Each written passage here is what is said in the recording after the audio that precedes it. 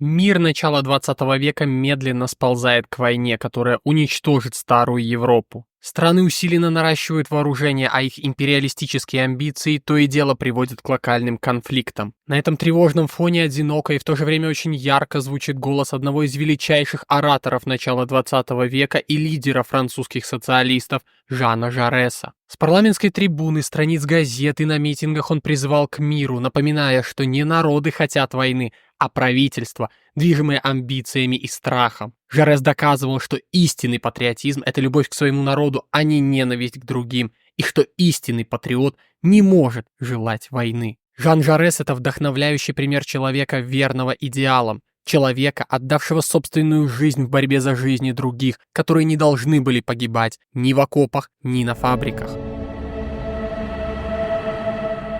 Жан Жарес родился в 1859 году в городке Кастер, к востоку от Тулузы, крупнейшего города провинции Лангедок. И сам по себе Лангедок и его культура сыграли огромную роль в истории Франции. В отличие от северной части страны, там не был таким прочным феодальный строй, и многие собственники сохраняли независимость, а большинство крестьян были лично свободными еще в средние века. Города в то же время управлялись самостоятельно и имели очень ограниченную зависимость от сеньоров. Католическая церковь на юге, как известно, тоже имела весьма ограниченную власть. Именно здесь получили распространение ереси альбигойцев, и очень большое распространение получила реформация в XVI веке. И мы смело можем сказать, что нигде во Франции, как в Лангедоке, не была распространена борьба против католицизма. Лангедок также был обособлен от Франции в культурном смысле. Местное население говорило на языке, который больше напоминало каталанский, чем французский, и многие писатели удивлялись этой разнице. Например, знаменитый Стендаль писал, что на юге верят в ведьм, не умеют читать и говорят не по-французски. А знаменитый также Жюль Мишле называл север страны именно настоящей Францией. И вот этот язык местных крестьян, он презрительно назывался патуа, то есть наречием или говором. При этом французский юг подарил целую плеяду блестящих политиков в стране. Это и Оноре де Мирабо, Франсуа Гизо, Агюст Бланки, Леон Гамбита, философы Мишель де Монтень и Агюст Конт, маршал Мюрат наполеоновский. Однако, вероятно, как отмечают специалисты, никто из них не олицетворял так культуру юга, как Жан Жарес. Потому что для того, чтобы сделать карьеру в Париже, выходец с юга должен был принять официальную франкоязычную культуру, как, в общем-то, и происходило с большинством упомянутых деятелей. Но Жарес выбрал другой путь.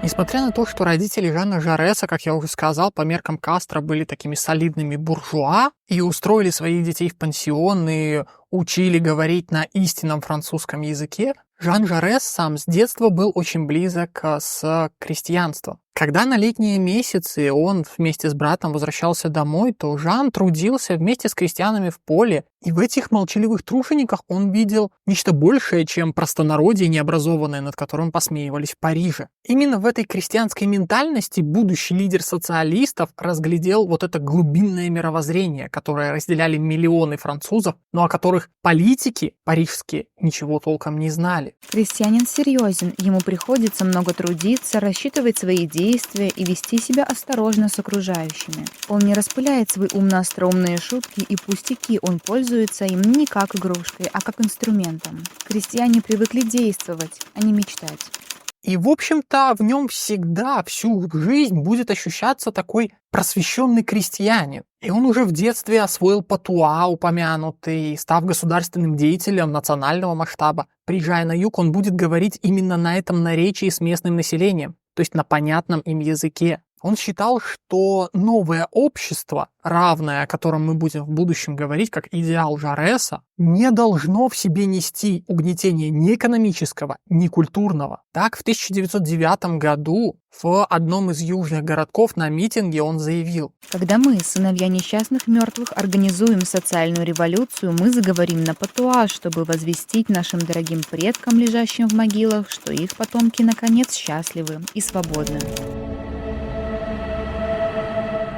Также для того, чтобы понять личность Жана Жареса, нам очень важно обратить внимание на политические взгляды его родственников. Они были крайне разнообразными. Его отец был орлеонистом, дядя, адмирал Шарль Жарес, был легитимистом, то есть сторонником династии Бурбонов. и восстановления монархии во Франции. Другой его дядя был, в общем-то, националистом. И вот эта вся противоречивая какофония, как мы бы могли ее назвать, она заставляла в будущем самого Жареса вести интеллектуальный поиск и конструировать собственный взгляд на мир, в том числе и на идеальное общество, и это будет отличать всю его последующую политическую деятельность. Ну а первым крупным событием в истории Франции, которое нашло отклик в жизни Жана Жареса, была франко-прусская война. Тогда ему было 12 лет, и он потом вспоминал, что чувствовал настоящую боль в сердце от того, что не смог помочь своей родине. И юный Жан Жарес воспринял многое из того, что творилось вокруг него, хотя он это, конечно, потом переосмыслит, и он проклинал предателя Базена,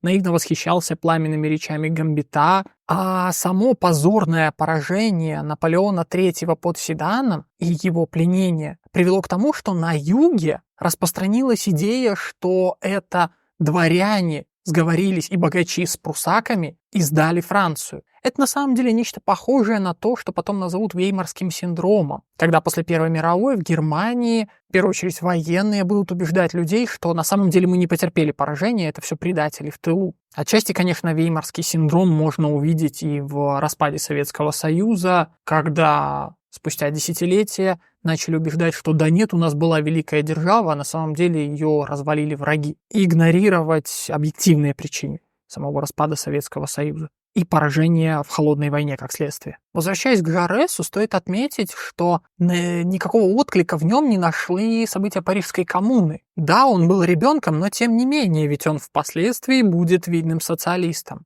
А здесь это как будто бы прошло мимо него. И, в общем-то, на стадии детства, подытоживая, мы можем сказать, что ничто не предвещало, что Жан Жарес вообще станет когда-нибудь социалистом.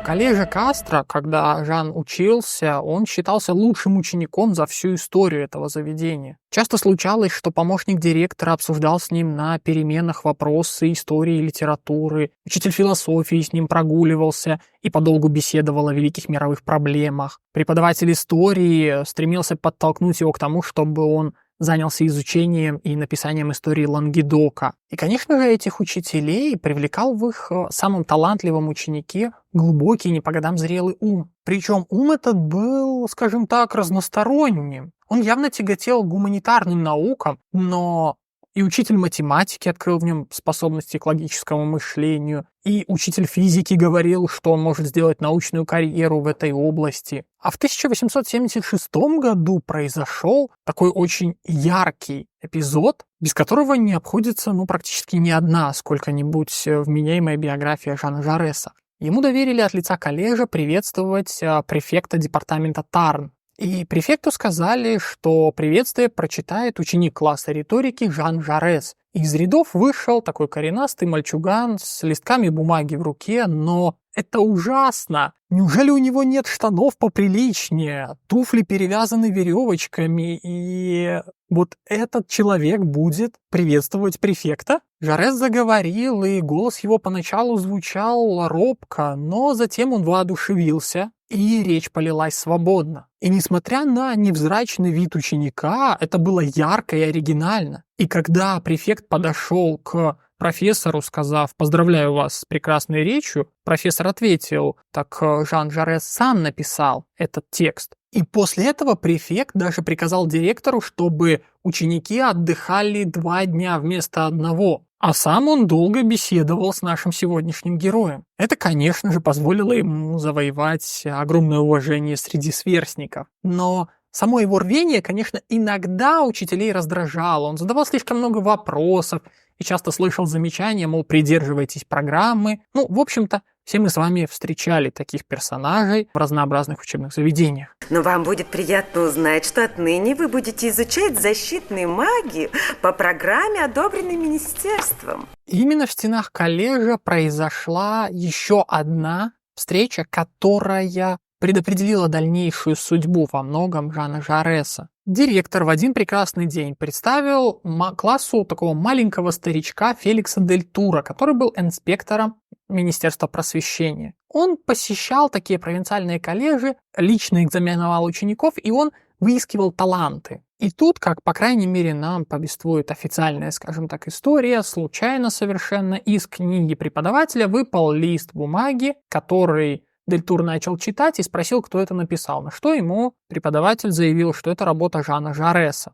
Того позвали, и Дельтур, протягивая ему листок, улыбался и спросил: «Вы, наверное, строите планы на будущее, раз так хорошо пишете на языке Цицерона». На что Жарес ответил, что он хочет получить степень бакалавра, а затем стать почтмейстером в Тарне. На что инспектор заявил: «Нет уж, мой юный друг, это лютое расточительство. Мы еще поговорим о вашем будущем, а пока идите на место». В итоге беседа с Жаресом у Дельтура заняла 2 часа, и он заявил, что после коллежа вы поступите в высшую нормальную школу в Париже. На что Жан заявил: «У моих родителей нет денег на такое обучение». На что Дельтур ответил: «Я помогу вам получить стипендию, и вашей матери будет гораздо приятнее видеть вас профессором университета, а не почтмейстером». И вот ведь ирония судьбы. Старый Дельтур был поражен набожностью Жареса. И кто мог подумать, что старик доживет до того дня, когда Жарес поразит его своей революционностью и беспощадной борьбой против всего того, что было столь дорого старому консерватору. Этот крайний клерикал и монархист мечтал о реставрации на троне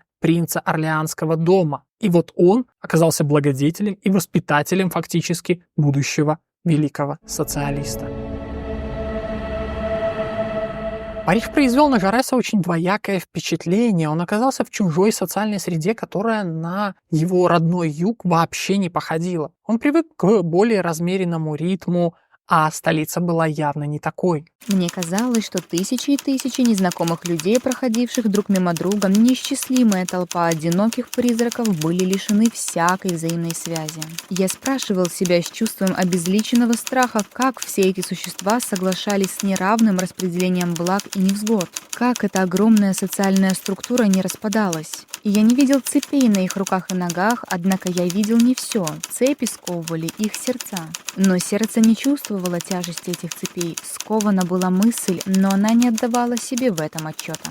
И сам он выглядел здесь совершенно неуместно. Пиджаки всегда потрепаны, брюки гармошкой, ботинки стоптаны, а галстук помят. Абсолютно равнодушен к элегантности. Мог приводить в замешательство профессоров и сверстников, задавая неожиданные вопросы, прервать профессора внезапным таким вопросом или смехом. Но вся эта такая непосредственность и естественность, они сочетались с обескураживающей добротой и мягкостью характера. И, в общем, к нему относились достаточно хорошо. При этом и здесь школьные методы обучения его не очень-то устраивали. Жарес сам очень много читал, не ограничивая знаниями из учебников, он много и писал, то есть он перерабатывал эти знания. Но вот такой ритм обучения, конечно, не мог не сказаться, вероятно, на его здоровье, тем более вдали от дома. Его начали мучить головные боли, которые будут доставать его всю жизнь впоследствии. И вот здесь произошло первое испытание его убеждений, потому что клерикализм, католицизм, он не то чтобы был фанатичным католиком, но был именно что католиком, набожным. И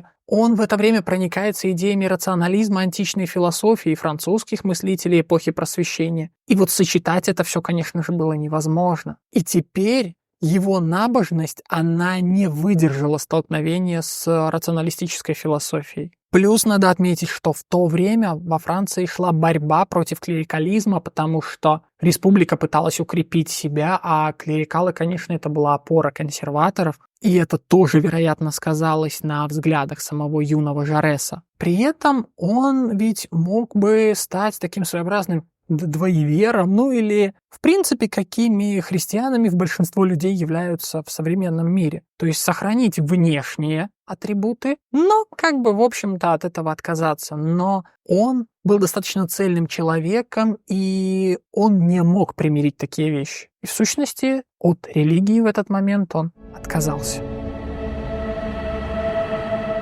Современное общество, с которым Жарес столкнулся в Париже, показалось ему очень несправедливым. И главным его пороком он считал отсутствие у людей представления о единстве с окружающим миром. Эта проблема захватила его и в высшей нормальной школе, куда он поступает как раз в 1878 году, он выбрал специализацию по философии. 3 года спустя он окончит ее, и перед ним станет вопрос о выборе дальнейшего пути. Можно было остаться в Париже и строить карьеру здесь, возможности такие были, но Жарес предпочел вернуться домой. Он сказал друзьям, что хочет быть поближе к родителям. Биографы предполагают, что, возможно, у него Париж вызвал чувство смятения. Здесь, на мой взгляд, можно вспомнить и выражение Гая Юлия Цезаря о том, что лучше быть первым в гальской деревне, чем вторым в Риме, и Жарес, возможно, боялся затеряться в Париже. Так или иначе, он решает вернуться домой и впоследствии 4 года проводит в Альби в должности преподавателя лицея, а затем в Тулузе в качестве сотрудника местного университета.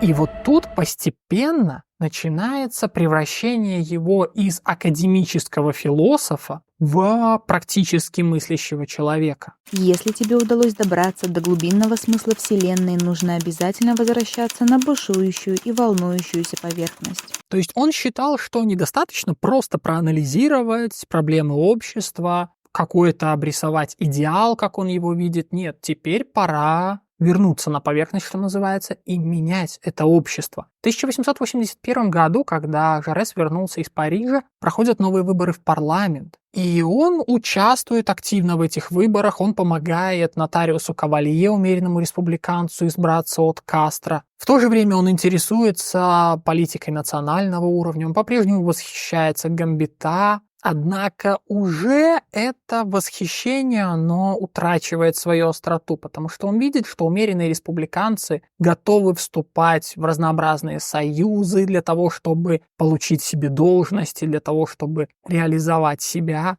а не во благо республики действуют. И в этот период Жарес говорил, что раньше Гамбита знал, чего хочет, но потом он отказался от своих целей. Но это часто бывает. Человек, который идет к власти, это один человек, который приходит к власти, это зачастую другой человек. Хотя бы можно обратиться, к примеру, Жоржа Климансо, о котором на канале тоже есть видео отдельное. Подталкивали его к политике и друзья, которые убеждали его воспользоваться тем даром красноречия, который у него был на благо республики. Ему говорили: вы созданы для политики, на что Жарес отвечал: Я не отрицаю, что время от времени я прислушиваюсь к шуму политических бурь, что, возможно, меня подхватит течение. Но я еще не уверен в этом. Я чувствую в себе внутреннее сопротивление. Все говорит мне, что я создан для более спокойной жизни.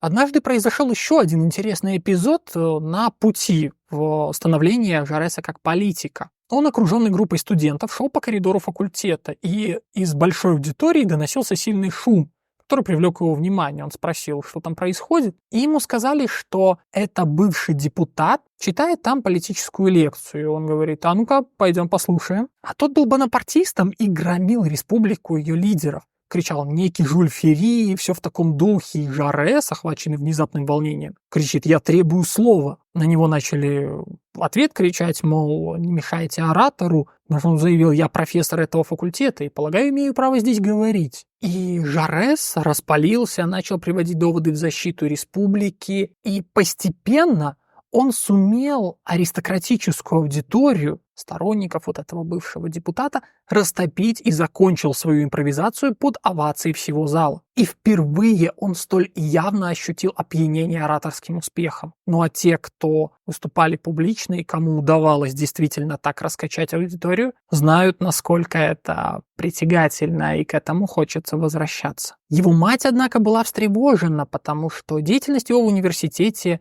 спокойная и блестящая началась очень хорошо. Она опасалась, что политика вовлечет ее сына в очень опасные конфликты. Как раз недавно умер Гамбита при странных и слегка скандальных обстоятельствах. Ходили слухи, которые до сих пор на 100% не опровергнуты, что его любовница, фанатичная католичка, стреляла в него и ранила в руку. Рана оказалась пустяковой, но через месяц он скончался от воспаления кишечника. Она говорила: подумай, Жан, Гамбита умер, едва прожив 40 лет. Но убедить сына ей не удалось.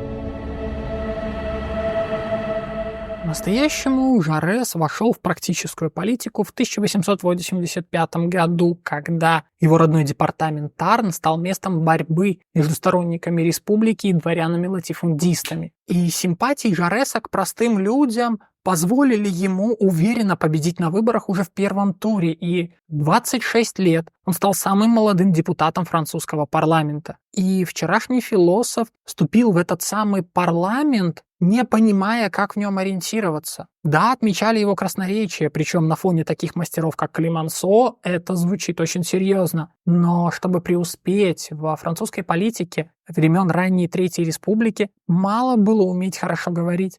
Нужно было уметь ориентироваться в ситуации, менять взгляды, заключать союзы. И всего этого пока Жарес не умел. Он попытался действовать согласно своим философским взглядам, но практические вопросы он пока еще действительно понимал плохо и мог присоединиться лишь к умеренным республиканцам, или как их называли, оппортунистами во главе с Жюлем Ферри. Он даже одобрял кредиты на военные кампании в колониях, считая, что не нужно раскалывать республиканский лагерь. Он критиковал, кстати, на этой почве Климансо, который против правительства Жюля Ферри выступал в этот момент. И вообще у Жареса, в принципе, было ощущение, что все республиканцы — это потенциально хорошие люди, а вот консерваторы, монархисты — это плохие политики. Но впоследствии, как мы увидим, его картина сильно изменится.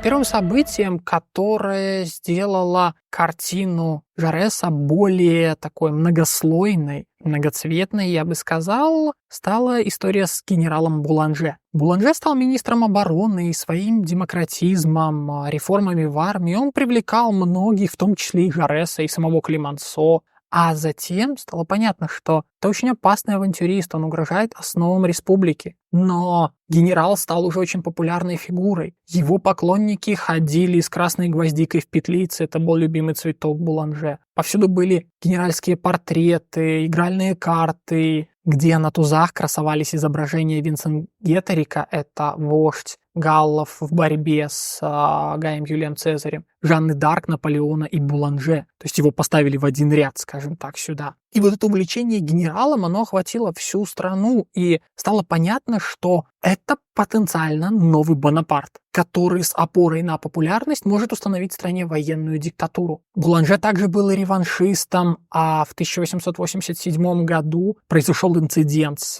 Германией на границе и запахло войной. Естественно, в таких условиях всегда возрастает потребность в вожде, и вот же он как раз есть. И в результате Буланже был побежден, он в итоге бежал в Бельгию, сдав фактически, бросив своих сторонников. Впоследствии 2 года спустя там он и застрелится. Ну а сам Жан Жарес увидел, что все в политике действительно гораздо сложнее. И один из его друзей однажды в эти годы задумчиво произнес своему другому товарищу о Жане Жаресе. Как знать, может быть, наш друг Жарес действительно станет отшельником, когда он до конца узнает политических мошенников, окружающих его, и испытает ужасное разочарование. У него слишком много честности, чтобы лавировать вопреки своим убеждениям. Он будет таким же, как все великие фанатики, на долю которых выпадало немало подобных злоключений.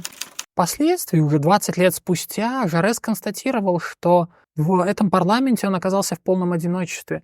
И в 89-м он выборы проиграл, уступив тем самым дворянам-землевладельцам, которых обошел 4 годами ранее. Он вернулся к преподаванию в Тулузском университете, расширил сотрудничество с местной газетой, писал для них статьи, женился, и, казалось, его жизнь пошла таким более умеренным темпом. Но политика его все-таки не отпускала, и, видимо, мы можем, наверное, сказать, что в какой-то степени это действительно было его предназначение. Он нет-нет, да интересуется политикой на национальном уровне, а там происходили очень серьезные события. Не успели отгреметь бои против сторонников генерала Буланже, и возник новый скандал вокруг строительства Панамского канала. Выяснилось, что депутаты были связаны с компанией по, собственно, строительству этому, и там была явная коррупционная составляющая. То есть общество узнало, что депутаты, оказывается, коррупционеры. Но, наблюдая за всем этим из Тулузы, Жарес не скрывал своего раздражения. Он видел, что Парламентская политика, она сводится к бизнесу, и она в сущности утрачивает свой высший смысл.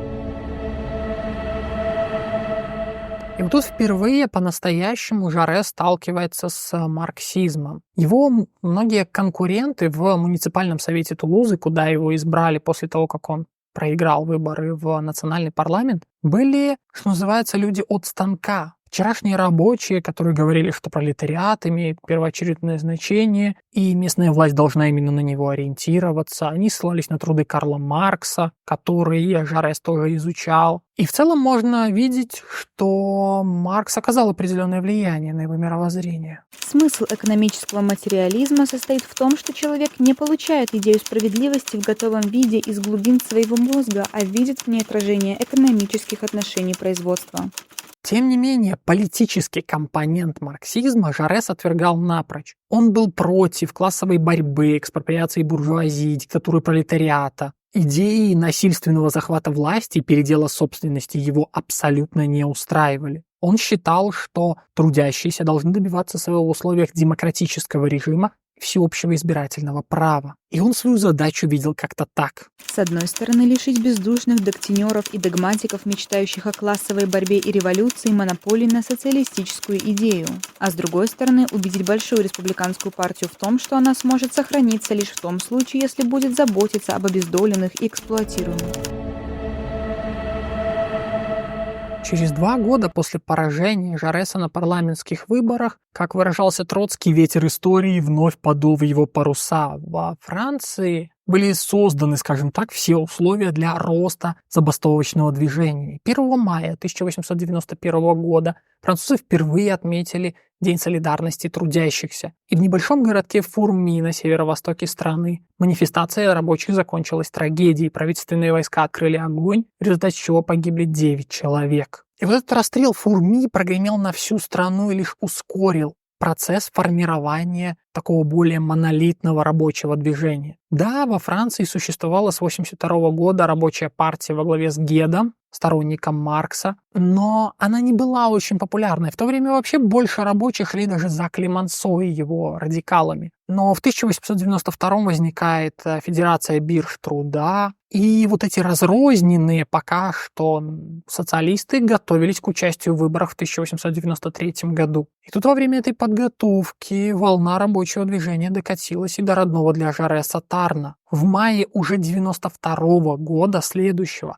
шахтеры городка Кармо, еще в недавнем прошлом такой верный электорат местного депутата-землевладельца, произвели сенсацию локального масштаба. Они избрали мэром простого рабочего Кальвиньяка. Администрация шахты его уволила, что спровоцировало 1,5-месячную стачку, которая имела общенациональный резонанс. Правительство даже послало сюда войска, но в защиту местных выступили многие парижские политики, радикалы. И в конечном итоге шахтеры здесь одержали победу. Мэру предоставили отпуск с сохранением рабочего места. А депутат, вот этот самый землевладелец, в знак протеста отказался от своего мандата. И его место в парламенте занял как раз-таки Жан Жарес. И вот после 8 лет жизни в провинции Жарес вернулся в Париж и так обобщал свой опыт за это время. Ни моя доктрина, ни мой общий настрой не изменились. Изучение философских конструкций и систем социализма практически неизменное ощущение второстепенности парламентской политики,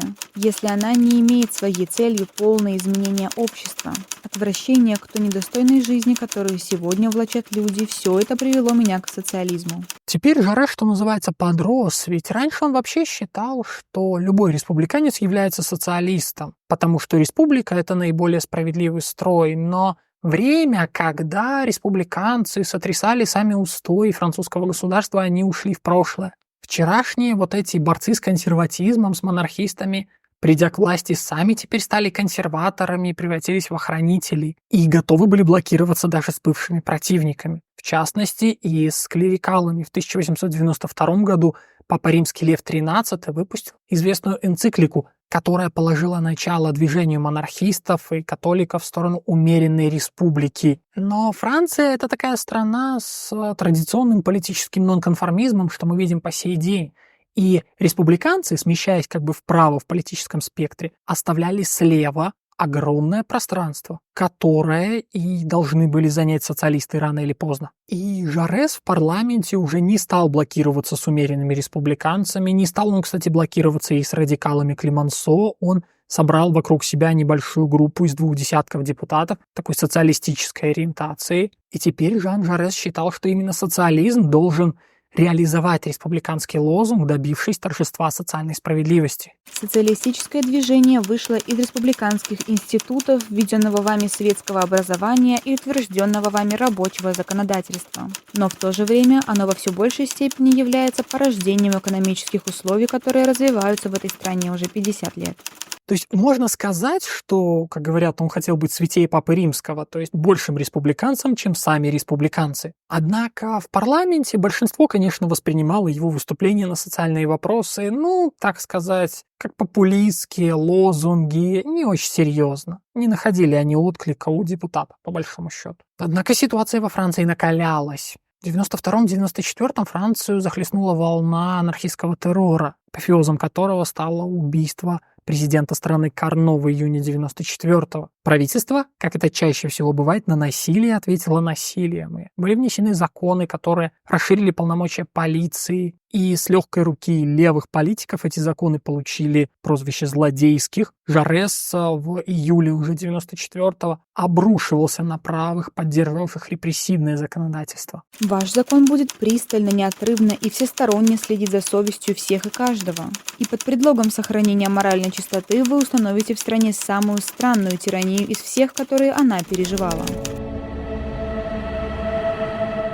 И вот тут можно подумать, что Жан Жарес — это такой критик, традиционный, знаете, крикун парламентский, который, в общем-то, легко себя чувствует, когда у него нет никакой власти, никакой ответственности. И вот одно событие, оно несколько опровергает этот, возможно, возникший уже у вас в голове тезис. Летом 1895 года разгорелась забастовка работников стекольного производства в Кармо, вновь, где ранее бастовали шахтеры, как мы помним. И Жарес инициировал здесь кампанию по сбору средств в пользу стеклодувов. Полученная сумма позволила начать работы по созданию акционерного общества, стеклодувной фабрики, владельцами которой стали сами рабочие. И 25 октября уже 1996 года это предприятие открылось. И сам лидер социалистов выступил здесь с такой речью. Вокруг нас весь мир с его заводами, которые на самом деле являются тюрьмами, развлечениями, заставляющими людей плакать. Церквями, откуда бы выгнали самого Иисуса, если бы он решил в них проповедовать. В этом всеми забытом краю вы, граждане, возвели храм, который в память человечества навсегда останется колыбелью свободы. Этот стекольный завод существует до сих пор, а Жан Жарес доказал, что он действительно способен созидать. И в принципе, на самом деле, если всерьез задуматься, он человеком-то был созидательным. При этом, конечно, правая, особенно пресса, она недоумевала по поводу его взглядов и политического стиля. Разве не видели мы вчера с удивлением, как господин Жарес, образование которого вообще не предполагает подобного поведения, под конец мероприятия забрался на пустой банкетный стол и что мочи пропел куплеты Карманьолы. Песни более популярны в пригородных кабаках, чем в стенах высшей нормальной школы.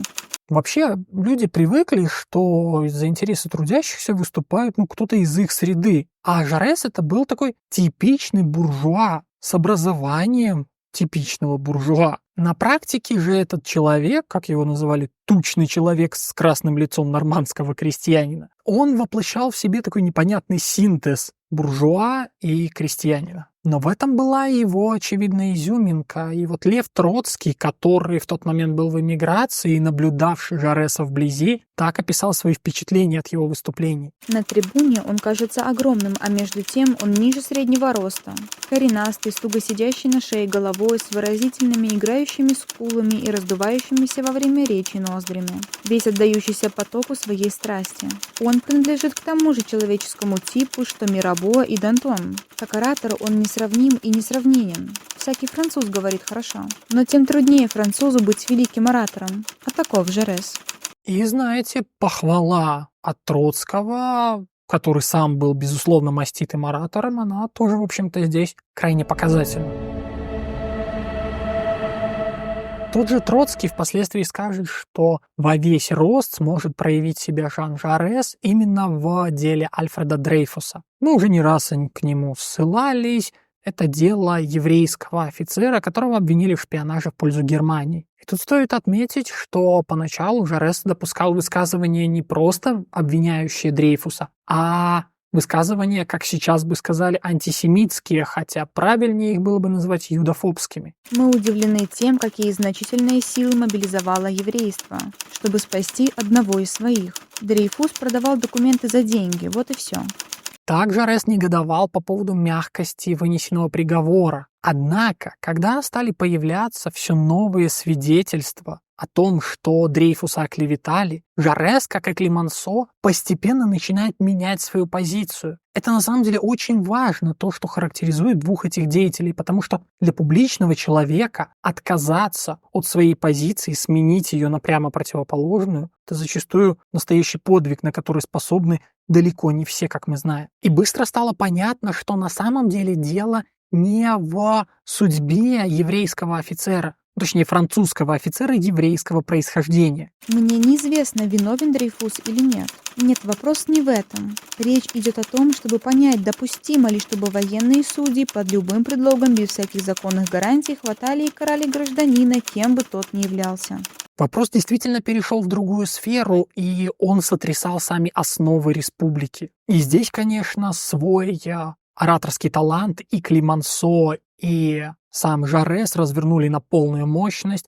Именно с подачи Климансо Эмиль Золя напишет свою знаменитую заметку «Я обвиняю», которая стала символом борьбы за амнистию Дрейфуса. И в результате действительно Дрейфуса помиловали, а в 1899 году образовалось правительство республиканской защиты во главе с Вальдеком Руссо. Оно проводит масштабную чистку в армии, приостанавливает деятельность националистических лиг, и Жарес, он очень активно поддерживает, конечно, эти все действия. Также он поддержал вхождение в кабинет министров своего единомышленника Мильерана. Стоит, однако, сказать, что это вызвало серьезные противоречия среди социалистов. В разгар дела Дрейфуса многие из них выступили с тем, что не надо в это ввязываться. Лозунг был примерно таким. Пролетариату нечего делать в этой драке, смысл имеют только классовая борьба и социальная революция. Те же социалисты не одобрили вхождение в кабинет Мильерана, который был там вместе с генералом Галифе, одним из палачей Парижской коммуны. И это, в общем-то, проблема, которая во многом раскалывала и социалистическое движение это в России, как мы знаем. Большевики во главе с Лениным, которые будут выступать против какого бы то ни было сотрудничества с буржуазными партиями. И другие социалисты, как те же меньшевики, допустим, которые были готовы идти на это самое сотрудничество. И в результате социалисты раскололись на две организации. Когда в 1901 был принят закон об ассоциациях, который открывал путь формирования уже реальных политических партий, образуется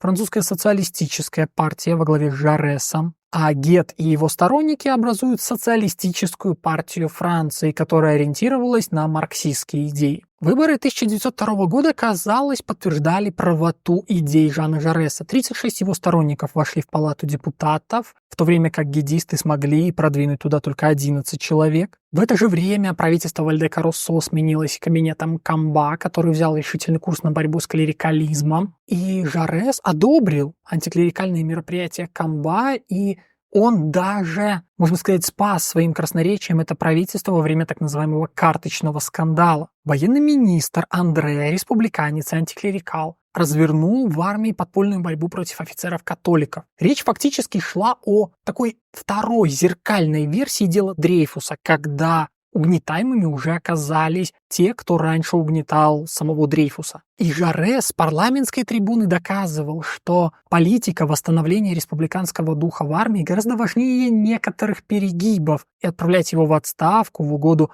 авантюристически настроенным цезаристам было бы крупной ошибкой. Стоит сказать, что это слова уже такого истинного политика, гораздо более гибкого. Хотя, на мой взгляд, конечно, это скорее плохо. Я в этом плане выступаю за то, что свобода должна быть у всех, даже у врагов свободы. А то, что, по сути, здесь оправдывает Жарес, создает очень опасный прецедент, когда во имя благой цели можно поступиться фактически законом. А благие цели понимает каждый очень по-разному. И в это время вновь в лагере социалистов возникают проблемы. Уже сторонники Жареса раскалываются, выделяется более радикальное крыло, которое постепенно дрейфует в сторону гидистов. И Жарес задумывается о том, что неплохо бы все-таки воплотить тот идеал единства, который у него существовал в голове, чтобы все французские социалисты были едины. Однако он понимал, что на его идейной платформе, отрицавшей классовую борьбу как инструмент, не могло этого произойти. И когда в 1903 году в Тулузе Жарес хлестнулся с молодым гидистом и будущим видным коммунистом Кашеном, который его упрекал в пренебрежении интересами пролетариата, Жарес заявил, что из всех предъявленных обвинений составит букет, который возложит на алтарь единства французского социалистического движения. И действительно, в 1905 году возникла единая французская социалистическая партия. И программа ее была основана на марксистской доктрине, включала в себя и классовую борьбу, и идею пролетарской революции. Таким образом, Жарес отказался от части своих идей ради того, чтобы социалисты были более едины и могли бороться за улучшение жизни рабочего класса, за приближение к идеалу общества, который они считали этим самым идеалом. Однако эта жертва отчасти была напрасной, потому что многих сторонников самого Жареса уже это оттолкнуло. Те считали гидистов опасными радикалами, и будущие видные социалисты, такие как Мильеран, Аристид Бриан, они отказались идти за своим лидером. Но, тем не менее, вот это объединение, оно определенный импульс действию дало. И тут надо сказать, что почему, собственно, вообще возникла эта мысль, потому что вновь активизировалось забастовочное движение. У власти в этот момент оказался Климансо, который в молодости выступал за социальную справедливость, а теперь стал настоящим охранителем, и в качестве министра внутренних дел, а потом уже и председателя правительства, он взял жесткую линию и использовал войска для подавления забастовок. Они схлестнулись с Жаресом в активной полемике, и эта дуэль, их словесная, считается одним из наиболее ярких эпизодов за всю историю вообще французского парламентаризма. Жарес заявлял, что рабочие правы, поскольку борются за более справедливое общество, на что Климансо отвечал, что они путают борьбу за справедливость и свободное волеизъявление с правом избивать полицейских, и что репрессивные меры неизбежны. Он обвинял Жареса в идеализме и в том, что он, по сути, не представляет, что такое реальная политика, а себя он рисовал таким строителем государственного собора, скромным и человеком, который, возможно, результатов этого строительства не увидит до конца жизни. Социалисты, тем не менее, не добились каких-то серьезных успехов. Правительство подавило это забастовочное движение, были проведены некоторые очень ограниченные социальные реформы, но на этом и все. Стоит также сказать, что в этот период внимание Жана Жареса и, кстати сказать, Жоржа Климансо тоже начинает захватывать другой, крайне важный вопрос, который я вынес в заголовок фактически этого видео. Жарес был искренним и добродушным человеком, он ненавидел страдания людей, он ненавидел войну, он ненавидел ненависть, можно так сказать, и считал возможную войну, которая, в общем-то, назревала с начала 20 века, по крайней мере, во Франции всерьез это ощутили уже в период первого марокканского кризиса, абсолютной катастрофой. Он опасался, какие изменения во Франции может вызвать эта война. Европейская война может породить длительный период контрреволюции, жестокой реакции, удушающей диктатуры и чудовищного милитаризма. Мы не хотим тянуть этот дьявольский жребий. Французские социалисты отвергают раз и навсегда любую идею военного реванша против Германии. Гет говорили, что корень зла в сохранении капитализма, и в том, что в этом самом сохранении заинтересованы лишь 200 тысяч французов, и они же заинтересованы в войне. И опираясь на националистические чувства, они пытаются внушить их массам. А национализм, как мы видели по делам Буланже и Дрейфуса, во Франции был очень силен. Но для Жареса такого тезиса было недостаточно, и он в своей борьбе против войны дошел до такой крайней точки, за которой уже можно усмотреть предательство национальных интересов. Для французов того времени он предлагал совершенно неслыханное — забыть о возвращении Эльзаса и Лотарингии, которые были захвачены Германией. И тут надо сказать, что даже правое крыло социалистов, оно обвиняло Жареса в государственной измене. Тем не менее, конечно, изменником государственным он не был. Не желал он и поражения своему правительству, и это, в частности, мы видим по его заявлениям в сентябре 1905 года, где он суммировал свои впечатления от первого марокканского кризиса. Если, несмотря ни на что, война разразится, даже если она окажется самой безумной, самой несправедливой, самой злодейской обязанностью всех граждан будет борьба ради того, чтобы независимость Отечества не пала жертвой бури, развязанной преступлением руководителей. Уже в 1910 году Жарес составил проект закона об организации армии, который предполагал совершенно революционные изменения, и, конечно же, парламент не допустил даже его обсуждения. Но обратим внимание хотя бы на статью 17, чтобы понять, насколько это разрыв шаблона. Любое правительство, которое вступит в войну, не использовав предварительно открыто и лояльно возможность разрешения конфликта с помощью арбитража, будет рассматриваться в качестве предателя Франции, врага Отечества и его населения. Любой парламент, который одобрит такое действие, будет виновен в измене и подлежит распуску.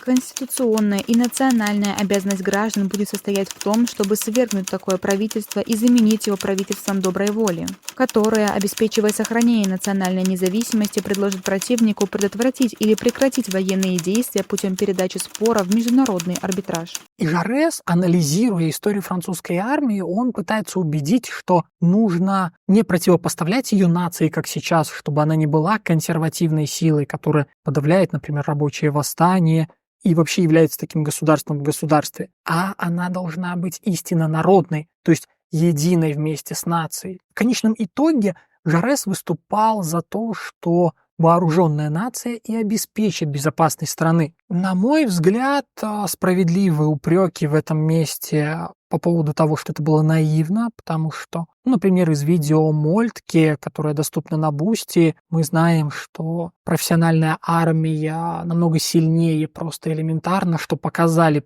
последние сражения франко-прусской войны. Поэтому, конечно, это было утопией, но Жареса это не останавливало. Он продолжал проповедовать пацифистские идеи и противостоял тем, кто обвинял его в предательстве национальных интересов. Он считал, что интернационализм социалистов, он лишь усиливает истинный патриотизм. Так у него появилась знаменитая формула. Патриотизм поверхностный отдаляет от интернационала, патриотизм глубокий приводит к нему.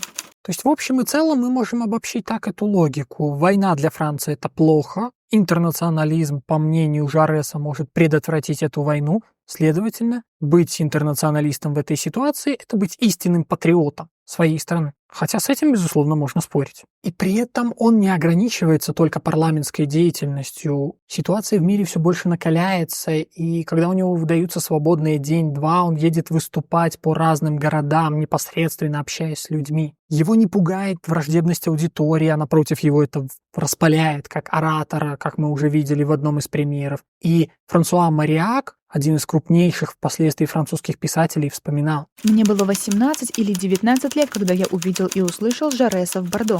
Я был враждебно настроен по отношению к нему, потому что, будучи католиком, не мог простить ему антиклерикальные реформы. Он говорил о марокканских делах и сначала показался мне каким-то заурядным. Но один из преподавателей моего факультета, человек очень самонадеянный, начал возражать ему. Тогда этот великан пробудился, его ответ был не громовым, но уничтожающим. Он взял в свои огромные лапы моего слабого наставника и превратил его в кашу на глазах его учеников». Случилось и одно несчастье в жизни Жареса в этот период, мимо которого я просто не могу пройти, когда у него родился внук, и он оказался глухонемым и парализованным. Эта семейная трагедия вызвала очень серьезный душевный отклик у самого Жана Жареса, и больше всего меня лично здесь добило то, что некоторые католические газеты злорадно писали о том, что это божья кара закоренелому врагу Святой Церкви. Но это, безусловно, не должно быть упреком всей христианской церкви или самой идеи христианства. Однако тем временем национализм все нарастал, и Балканские войны обостряли ситуацию в Европе, но худо-бедно удавалось балансировать миру на грани войны. Об этом, опять же, посмотрите 2 видео, одно о причинах Первой мировой, а другое об июльском кризисе, к которому мы, собственно, сейчас и подходим. Еще за год до него, в 1913-м, Жаресу предлагали министерский портфель, кстати сказать, и это подчеркивает его популярность и политический статус, но он отказался. А в апреле 1914 года прошли парламентские выборы, на которых социалисты победили. Они получили 103 места в парламенте и стали по-настоящему огромной силой. И недавно, тут я отмечу, был в парламенте принят закон о 3-летней военной службе во Франции. Он вызвал очень большую полемику. Считалось, что только так можно компенсировать то, что у немцев элементарно армия больше. И Жарес надеялся, что с учетом победы социалистов в апреле 14-го этот закон удастся отменить. Тем не менее, именно в этот период он скажет свою одну из самых знаменитых фраз, которая очень точно передает атмосферу трагической обреченности мира 1914 года. Не пройдет и 6 месяцев, как начнется война.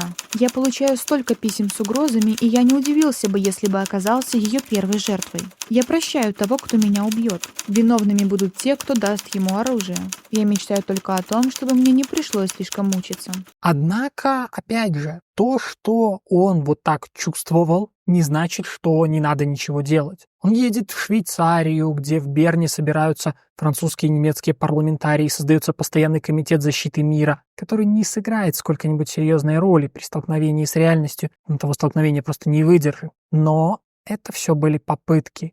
А когда 28 июня 1914 года в Сараево был убит Франц Фердинанд, наследник австрийского престола, Жаресу, как и многим другим, стало ясно, что дело пахнет керосином. Хотя, опять же говорю, посмотрите видео об июльском кризисе, это не было на 100% очевидным, как нам иногда пытаются рисовать. Но многие действительно были настроены, я бы сказал, фаталистично. И в этот месяц, когда Европа постепенно скатывалась к войне шаг за шагом, Жан Жарес развивает бурную деятельность. 14 июля по его инициативе собирается внеочередной съезд социалистической французской партии, который среди прочих методов рассматривает возможность объявления всеобщей стачки для борьбы с войной. Почти ежедневно он выступает с антивоенными статьями в прессе и убеждает сограждан, что борьба против войны – это и есть высшее проявление патриотизма и долг каждого француза. А в возможной трагедии, по его мнению, виноваты все – и немецкий, и французский империализм, и российский, и британский. Но ситуация ухудшалась, и 27 июля в газете «Юманите» вышла его последняя статья. Непоправимое еще не произошло, и поэтому можно надеяться, что правители огромным усилием ума поймут, к какой катастрофе идет мир. И лидер социалистов предлагал, чтобы Франция со своей стороны надавила на Россию, а Германия на Австро-Венгрию, чтобы все перестали раскручивать напряжение. Через 2 дня он уже был на сессии в Брюсселе Международного социалистического бюро. И основная идея Жареса оставалась той же. Он вообще призывал французское правительство, кстати, отказаться от соблюдения своих соглашений с Россией. Мы признаем лишь один договор, тот, который связывает нас с родом человеческим. Однако постепенно все более очевидным становился провал этих всех усилий, эта бесплодность. 30 июля Жарес возвращается в Париж, где его застала новость о начале мобилизации русской армии прямо с вокзала. Он поехал в парламент, он встречается с премьером Вивиани, своим бывшим соратником и единомышленником. Но он понимает, что правительство взяло курс на войну. Да, и на улицах тут и там появляются антинемецкие надписи, мол, до Рождества покончить с бошами и так далее. Следующий день, 31 июля, последний мирный день европейского континента, хотя уже Австро-Венгрия объявила войну Сербии, как мы знаем, стал последним днем в жизни Жана Жареса. И Жарес готовился написать статью для завтрашнего номера «Юманите», а когда уже вечером у него никаких дел не осталось, он вышел из здания редакции партийной этой газеты на улице Монмартр, чтобы поужинать, и с группой однопартийцев он сел за стол в кафе «Круассан». В 21 час 40 минут там раздались 2 выстрела, которые оборвали жизнь лидера французских социалистов. Его убийца, националист Рауль Вилен, сядет в тюрьму, а после войны будет амнистирован, потому что убийство пацифиста Жареса сочтут вкладом в дело победы. Впоследствии Вилен все равно закончит плохо, его расстреляют. Период гражданской войны в Испании, когда он будет обвинен в шпионаже в пользу франкистов республиканским правительством.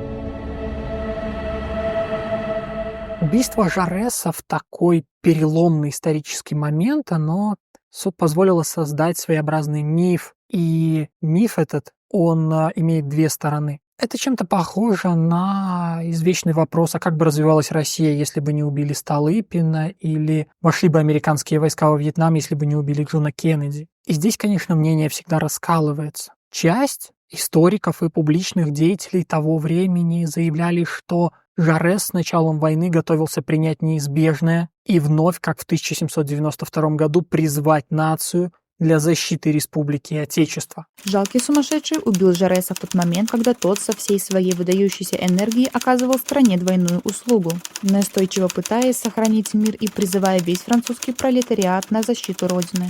Другая часть заявляет, что он бы не бросил своей пацифистской деятельности даже в условиях начавшейся войны. Но мы этого не знаем. Безусловно, на мой взгляд, по крайней мере, здесь прав Лев Давидович Троцкий, который написал, что смерть избавила Жареса от самого тяжелого испытания в его жизни, потому что, безусловно, начало войны стало бы огромным моральным испытанием для лидера социалистов и его пацифистских взглядов, потому что, несомненно, он оставался патриотом своей страны, и ему пришлось бы это все как-то примирить с реальностью. Посмертная судьба Жареса также крайне примечательна. Я уже сказал, что впоследствии его убийцу амнистировали, но уже в 1924 году останки Жана Жареса были торжественно перезахоронены в крипте Парижского пантеона. А по сей день он является крайне популярным деятелем французской истории. И при том, что это был политик, который даже министерского поста никогда не занимал, в опросе, который проводился около 20 лет назад во Франции на самого выдающегося деятеля французской истории, просто вот буквально на улицах, то есть это не были какие-то специалисты, он опередил таких известных людей, как Александр Дюма, Максимилиан Робеспьер, тот же Жорж Клемансо,